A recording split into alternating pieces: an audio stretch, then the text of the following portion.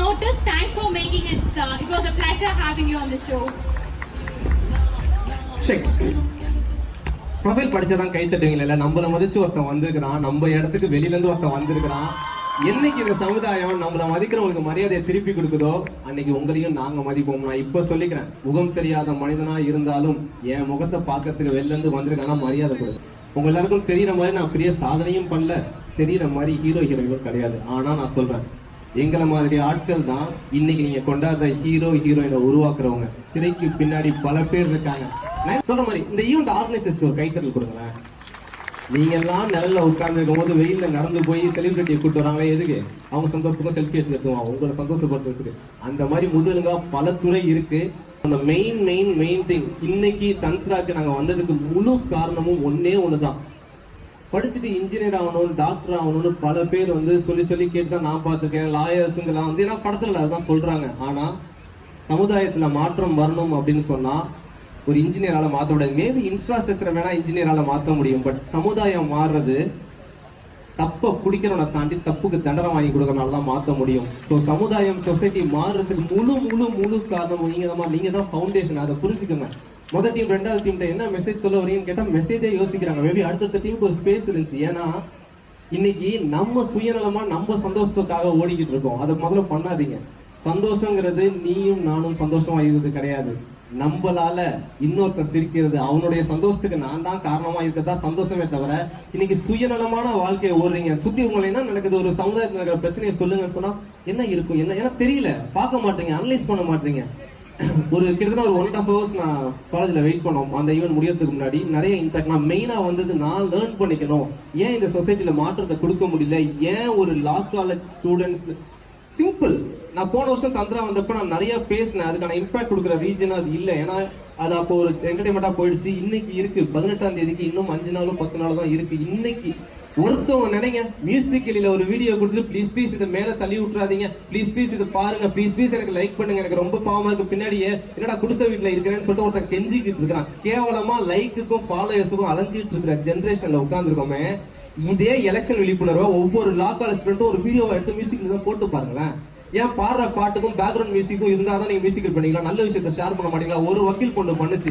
இதுதான் பேசிக் ஆக்ட், இதுதான் பேசிக் ரூல். இப்படி இருந்தால் இந்த மாதிரி விஷயங்களை நீங்கள் ஃபேஸ் பண்ணாலும் புல்லரிச்சு போச்சு அந்த பொண்ணோட வீடியோவை பார்க்கும்போது.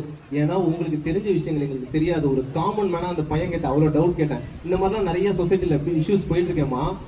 ஒரு தப்பை சிம்பிள் எக்ஸாம்பிள், என் கூட ஒரு பையன் ட்ராவல் பண்ணி வந்தாங்க. ஓப்பனாகவே சொல்கிறேன், அந்த பையன் வந்து ஒரு 3 வருஷத்துக்கு முன்னாடி ஒரு லவ் மேட்டரில் ஒரு கேஸ், அதாவது அந்த பையன் அந்த பொண்ணோட சொந்தக்காரவங்க அந்த பையனை அடிச்சுட்டாங்க. ஓகே, உயிர் போற மாதிரி ஒரு லெவலுக்கு போயிட்டு பையனை காப்பாத்தியாச்சு, கேஸ் கொடுத்தாச்சு. 4 வருஷம் கழிச்சு அந்த கேஸ் என்ன தெரியுமா நடந்துட்டு இருக்கு? பையன் போய் கேஸ் கொடுத்துருக்கான், என்ன அந்த பொண்ணு வீட்டுல அடிச்சுட்டாங்கன்னு சொல்லிட்டு. அந்த பையன் அப்படியே அந்த கேஸ் மாறி போய் இன்னைக்கு நடக்கிற கேஸ், பையன் பொண்ணை த்ரெட்டன் பண்ணி வல்கட்டாயமா லவ் பண்ண சொன்னாங்கன்னு கேஸே மாறி போய் நடந்துட்டு இருக்கு. இங்க உண்மை எங்க இருக்கு? இது எல்லாம் உங்களுக்கும் தெரியும். என்னைக்கு தப்பு பண்ணவனுக்கு தண்டனை வாங்கி தரணும்னு கால் எடுத்து முன்னாடி வைக்காம, தப்பே பண்ணியிருந்தாலும் என் தலைமையை வச்சு நான் அவனை நிரவதி ஆகியன்னு கால் எடுத்து வைக்கிறீங்களோ சமுதாயம் மாறாது. அது உங்களோட உள்ளுணர்வுக்கும் உங்க எல்லாருக்குமே தெரியும். அந்த தப்பை தயவு செஞ்சு பண்ணாதீங்க ஐயா. இன்னைக்கு எல்லாருமே அப்படி பண்றாங்க, நானும் அப்படி பண்றேன். எவ்வளவு கேவலம். முதல்ல நீ நல்லவனாயிரு, அதுக்கப்புறம் அட்வைஸ் பண்ணு, ஊரை மாத்து. நான் இங்க வந்து அட்வைஸ் பண்றதுக்கு காரணம் நான் யோக்கியனோ உத்தமனோ கிடையாது. முதல்ல அதை புரிஞ்சுங்க. உங்ககிட்ட இந்த வாக்குறுதியை கொடுக்கும் போது என்ன நானே நல்லவனா ஆக்கிக்கணும், என்ன நானே தப்பு பண்ணாம நான் குறைச்சிக்கணும்னு நான் வந்து முடிவு நான் வந்து திருத்திக்குவேன். அதுக்காக தான் நான் பேசுறேன். ஏன்னா இங்க வந்து மேடல ஏறி உரக்க அட்வைஸ் பண்றவனுக்கு நீங்க லைக்ஸ் கொடுத்து அவனுக்கு ஒரு ஆர்மியை ஆரம்பிச்சு அவனுக்கு ஒரு தலையை வச்சு அவனை பெரிய ஆளாக்கி விட்டுறீங்க. அவன் உள்ள என்ன கேட்டு தரமாட்டான் அவனுக்கு தான் தெரியும். சத்தமே போடாம ஊர் உலகத்துக்கு ஒருத்தன் சமுதாயத்துக்கு நல்லது பண்ணிட்டு கீழே சுத்திட்டு இருப்பான். அவனை பார்த்து சொல்லுவீங்க, முட்டா பையன் வாழ்க்கையை வாழத்துல சொசைட்டிக்காக உழைச்சிட்டு இருக்கிறாங்க. இதுதான் நடக்குது. ஓவிய ஆர்மிலாம் கை தூக்குங்க. ஐயோ இவ்வளவு பேசியே தூக்குறீங்க. ஃபைன், நான் ஒரு 5 பேர் சொல்றேன். தெரிஞ்சவங்க எல்லாம் அவங்க ஃபேனா இருந்தா கைத்தறல் கொடுங்க. அஜித் சார் ஃபேன்ஸ்லாம் கைத்தடுங்க. விஜய் சார் ஃபேன்ஸ்லாம் கைத்தடுங்க. தோனி சார் ஃபேன்ஸ்லாம் கைத்தடுங்க. ஹீமாதாஸ் ஃபேன்ஸ்லாம் கைத்தடுங்க.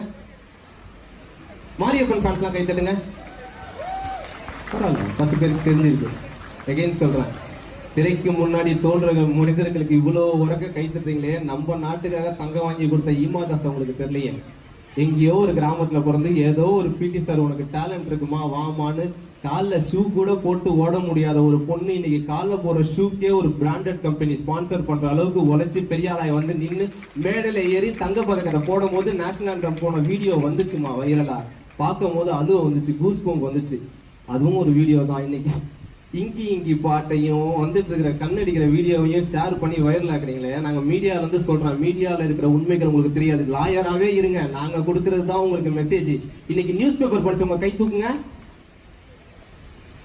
5 பேர் ஃபேஸ்புக்லயும் மீம்ஸையும் உண்மைன்னு நம்பி இன்னைக்கு சொட்டு மருந்து போடக்கூடாதுன்னு சொல்லி ஒரு கூட்டம் அலைஞ்சிக்கிட்டு இருக்கு. போடாம இருந்துகிட்டு இருக்கு ஜென்ரேஷன். அது உண்மையா பொய்யா எதுவுமே தெரியாது. மீம்ஸ் கொடுக்குற மேட்ரை எல்லாருக்குமே தெரியும். நம்பாதீங்கம்மா. உண்மை என்னன்னு வெளியில வந்து வாயை திறந்து 4 பேர்த்த கேட்டாதான் உண்மை தெரியுமே தவிர உட்கார்ந்த இடத்துல சொசைட்டி மாறணும்னு ஃபேஸ்புக்ல ஸ்டேட்டஸா போட்டா மாறாது. செயல்படுத்தணும். வார்த்தையால வெறும் விளையாட்டா பண்ணிக்கிட்டு இருக்கீங்க. மீடியா பர்சனா ஒன்னே ஒன்று சொல்றேன், உங்களுக்கு வர எல்லா உண்மைகளும் நாங்க ஃபில்டர் பண்ணி இதுதான் உங்களுக்கு தெரியணும்னு தெரிவிச்சிட்டு இருக்கிற மெசேஜ் தான் வருதே தவிர உண்மை வராது. சொன்னிச்சேன் 4 கேஸ் நடந்துச்சுன்னு என்னத்த பிடுங்கணும், சாரி என்னத்த பண்ணோம், பொள்ளாச்சி கேஸ் வந்துச்சு என்று கேட்டீங்களா? ஏதாச்சும் ஒரு பொண்ணு அந்த விஷயத்துக்காக நான் இதை நான் வாயை திறந்து பெண்கள் பசங்களாம் அப்படி சொல்றீங்க. எங்க பெண்களுக்கு நடந்த பிரச்சனையை பத்தி பெண்கள் ஒரு வீடியோ எடுத்து ஃபேஸ்புக்ல போட்டிருக்கீங்களா? நீங்க சமுதாயத்துல வந்து மனித சங்கிலி போராட்டம் பண்ண வேணாம். எங்க ஒரு வீடியோ இப்படி நடக்குதே, இந்த ஊர்ல நான் வாழ்றேனே எனக்கு கேவலமா இருக்கு, ஒரு வீடியோ போடுறீங்க சொல்லுங்க. எத்தனை பேர் இன்ஸ்டால இருக்கீங்க கை தூக்குங்க. எத்தனை பேர் மியூசிக்கல் இருக்கீங்க கை தூக்குங்க. இப்ப சொல்ற ஓப்பனா நான் பேசணும்னு நினைக்கிறேன். 3 நிமிஷத்துல முடிச்சிடும் அந்த கான்வர்சேஷனை. கை மட்டும் தூக்குங்க. மியூசிக்கல்லையும் இன்ஸ்டாலையும் நான் இருக்கேன்னு உங்களுக்கு புரியணும் தான் சொல்றேன், உங்களை வலிக்கணும்னு நான் சொல்லல. லா காலேஜ் ஸ்டூடெண்ட்ஸ் நீங்களாம் புட்டு வைக்கலாம். நடக்கிற தப்புக்கு இது தாண்டா தண்டனை, இதுக்கு எதுக்குடா 3 வருஷம் இழுத்து அடிச்சிட்டு இருக்கீங்க? நீங்க வாயை திறக்காம காமன் மேன் வாயை திறந்து பேசினா எப்படி நீதியும் சமூகத்துல மாற்றமும் வரும்? நீங்க வாயை திறந்து பேசுங்க. இங்க பேசுற பசங்க ரொம்ப ரொம்ப பாவமா சொன்னாங்க, எங்களால முடியாதுண்ணே, எங்களுக்கு மேல இருக்கிறவங்க எங்க அவ்வளவுதானே பவர் கொடுக்குறாங்கன்னு. டாக்டர்ஸும் லாயர்ஸ்க்கும் ஒன்னே ஒன்னா சொல்றேன், வழியில ஒருத்தன் போய் கடவுளை பார்க்க முடியாது, ஆனா டாக்டரை பார்க்க முடியும். அந்த வழியில இருக்கும் போது அவன் ஒரு அறிவுரை சொல்றான், தம்மு அடிக்காதப்பா, ஏற்கனவே உனக்கு இவ்வளவு கெட்டு போயிருக்கு உடம்பு, இது வேணாம், இருந்துச்சுன்னா நீ செத்து போயிடுவோம், இந்த வலி இன்னும் அதிகமாகணும் ஒரு டாக்டரால் சொல்ல முடியும். அந்த வழியில கிடைக்கிற அட்வைஸுக்கு வேல்யூ ஜாஸ்தி. அவன் திருத்திக்குவான். சிரிச்சுக்கிட்டே இருக்கும் போது வழி தெரியாது. எல்லாருமே சொல்லலாம், நான் வந்து அஜித் சார் சொல்லுவார், நான் தனியா வளர்ந்த காட்டு மரண்டான்னு சொல்லிட்டு இன்னமும் மாறலையே மீடியால. சார் நயன்தாரா, ஹைரா, விஜய் சேதுனா படம், அஜித் சார் படம் எல்லாத்துலயும் ஒர்க் பண்ணிட்டு இருக்கோமா. ரியாலிட்டி எங்களுக்கு தெரியும். நீங்களாம் நிழல மட்டுமே பாக்குறீங்க, நாங்க நிஜத்தை பார்த்துட்டு இருக்கோம். செலிபிரிட்டிங்கிறது நீங்க ஒருத்தவங்க உள்ள வரும்போது கை தட்டுறப்ப கிடைக்கிற சந்தோஷம் கிடையாது. உங்க பக்கத்துல இருக்கிற ஒருத்தனை திறமை இருந்துச்சுன்னா அவனை வந்து அவன் திறமையை ப்ரூவ் பண்ண வச்சு அவனை செலிபிரிட்டி ஆக்கி அவனை இங்க நடக்க விட்டு அவன் வரும்போது கை தட்டிங்கன்னு வச்சுங்களேன், அதுதான் ரியல் சந்தோஷம். உங்ககிட்ட இருந்து ஒரு செலிபிரிட்டியை உருவாக்குங்கம்மா. உங்ககிட்ட இருந்து திறமையில இன்னமும் பார்க்காத எத்தனை பேர் பார்த்துருக்கீங்க? ஃபேன்ஸ் சொல்றீங்க, எத்தனை பேர் பார்த்துருக்கீங்க? எத்தனை பேர் அவரோட உட்காந்து பிரியாணி சாப்பிட்றீங்க? சொல்லு பார்ப்போம். உண்மைகளை நேரா கேட்டு தெரிஞ்சுக்கிட்டாதான் உங்ககிட்ட இருந்து மாற்றம் வரும். அதை கொடுக்க தான் வந்திருக்கனே தவிர 3 மணி நேரம் டிராவல் பண்ணி இங்க வந்திருக்கேன். இந்த விஷயத்த 10 நிமிஷம் பேசணுங்கிறத வந்து தவிர உட்காந்து என்டர்டெயின் பண்ண நான் வரல. ஏன்னா தஞ்சாவூர் பையன் வந்துச்சு புயல்ல எல்லாமே முடிஞ்சு போச்சு. எனக்கு தெரியும் எங்க வீட்டுல எத்தனை நிலத்தை வித்து எங்க வீட்டுல படிக்க வச்சாங்கன்னு சொல்லிட்டு ரொம்ப ரொம்ப வருத்தப்பட்டேன். என்ன மாற்றம் கொண்டு வந்தீங்க சொல்லுங்க?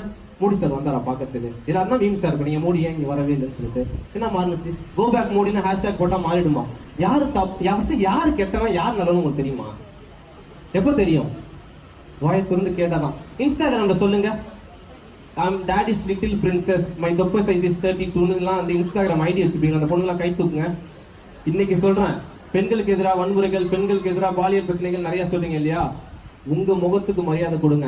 அங்க இருக்கிற ப்ரொஃபைல்ல காயத்ரி நாராயணன், கீர்த்திகா ரவிசங்கர்னா அந்த பேரை வச்சுட்டு 8வது படிச்ச அப்பா என்னை லா காலேஜ் ஸ்டூடெண்ட்ல படிக்க வச்சு என்ன லாயர் ஆக்கி, கொத்தனாரா இருக்கிற எங்க அப்பா என்ன லாயர் ஆக்கியிருக்காங்கன்னு நீங்க இன்ஸ்டா ப்ரொஃபைலையும் வைங்க.